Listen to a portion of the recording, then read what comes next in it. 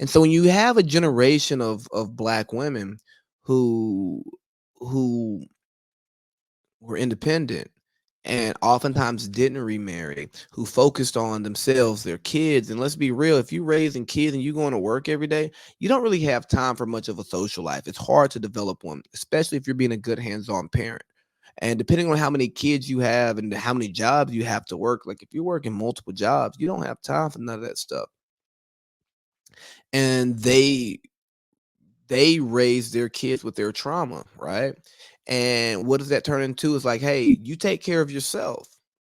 You make sure that you don't have to worry about no man to take care of you. You got what you got so that you can always be good. And part of that is absolutely amazing. It's great to to to build that level of independence.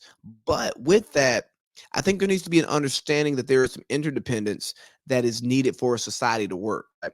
There's a level of interdependence that makes people happy.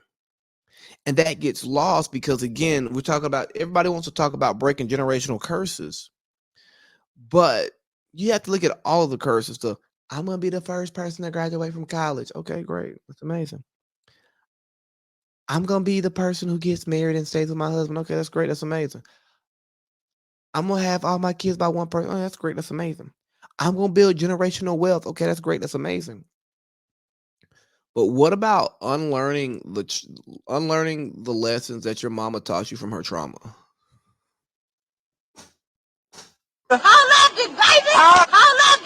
Have you ever thought about that one? Have you ever thought about letting that hurt go? Because your daddy left, and you know you got to just be like, you got to get over it. Have you ever thought about letting that hurt go, bruh? Have you ever thought about letting that hurt go, sis?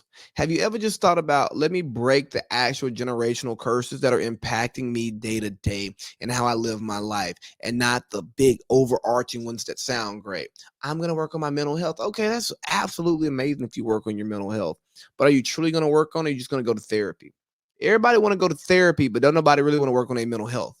They want to say I'm working on my mental health because I'm going to therapy. I'm talking to a therapist. But are you actually healing? Are you doing the things that actually make you a better human being, right?